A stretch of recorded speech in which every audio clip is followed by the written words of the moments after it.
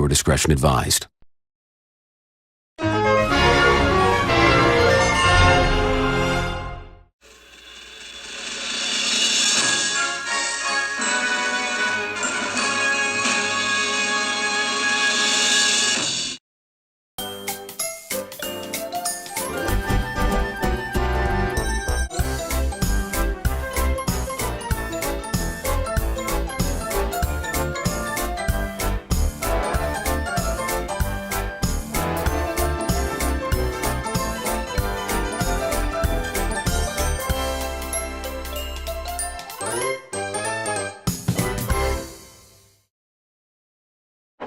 It was a glorious day on the Southeastern Railway.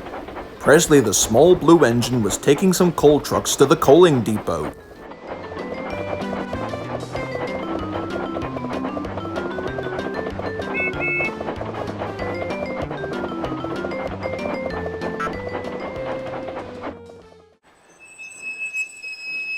The manager was waiting for him and was most pleased. "Here you go, Ned. Here's the coal trucks you wanted." "Well done, Presley," said the coal manager. "Now all the other engines can have their bunkers and tenders filled to the brim with fresh coal and no problems whatsoever." "Thank you very much, sir," said Presley as he chuffed happily away.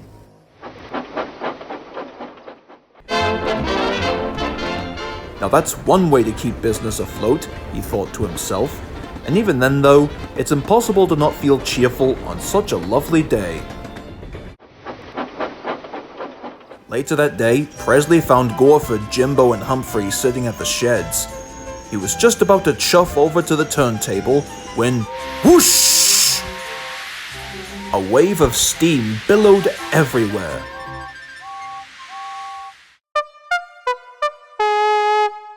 "Oi! What did I ever do to you, Jimbo?"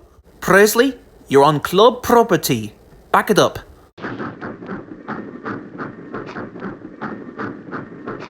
"Jimbo, what's the big idea here? How come I'm being kicked out of the sheds?" Well, if we tell you, will you keep it a secret? "Well, I guess so." Very well. Well, it turns out that we're starting a new club.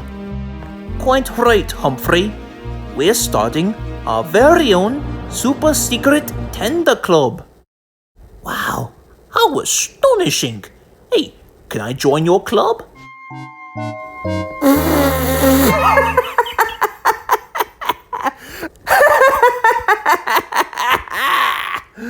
"In your dreams, Presley. This club is for tender engines only.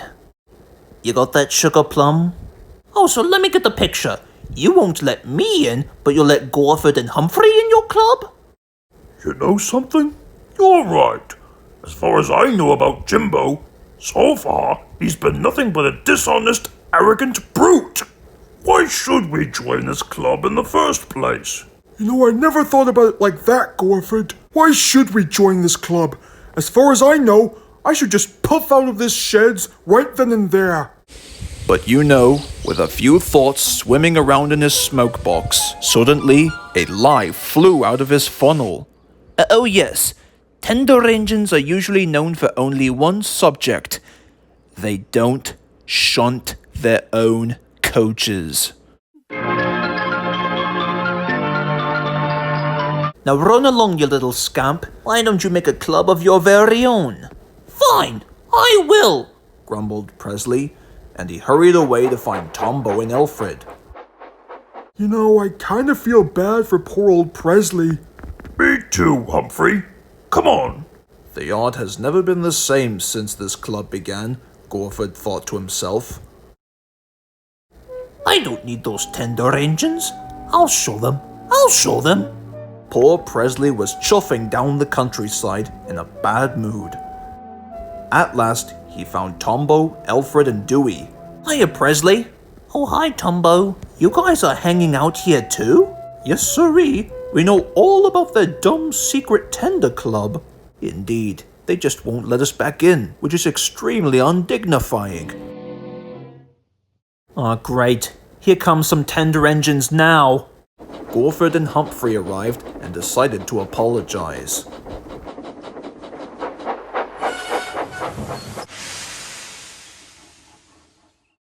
Presley, everyone, listen please. We would like to apologize for the way we treated you earlier. Yeah, and as an offer, we left the club. Oh, okay. But how come you've joined us in the first place, Gorford? I think I can explain that, said the skinny controller, who had just climbed off of Humphrey. I've heard all about Jimbo's secret tender club, and I may have an idea. So the skinny controller went to a workshop, and the men showed him all sorts of engines. At last, he found the right pair to set Jimbo straight. Tombo, Presley, and all the other engines were waiting anxiously until they heard a whistle they have never heard of before.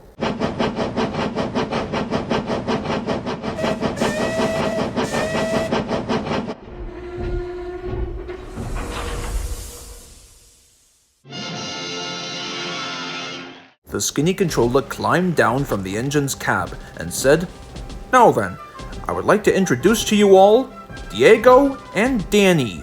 They have come from a different railway in Mexico, and they were assigned to help us." In that case, hola Diego y Danny. Mi nombre es Tombo. Diego and Danny grinned.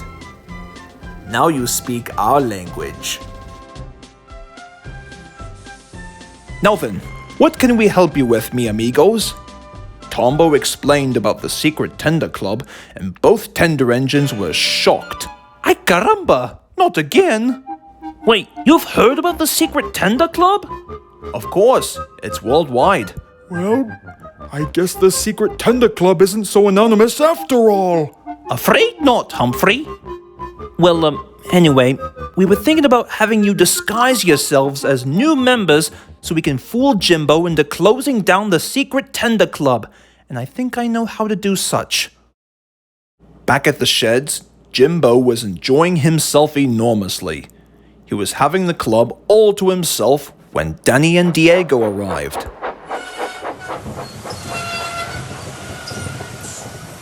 Wait, huh? Who in the blinking heck are the both of you?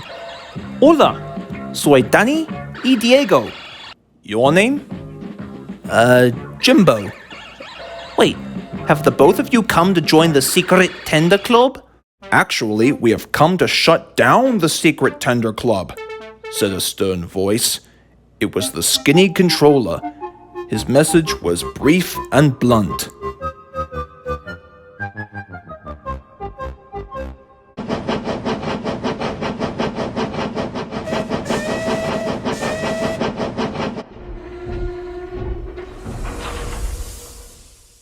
It wasn't long before Danny and Diego arrived with a skinny controller, who climbed down. "Good news, everyone! The Super Secret Tender Club has been shut down, and Jimbo will be staying in his shed until he is wanted. It turns out that Jimbo has broken the #1 cardinal rule.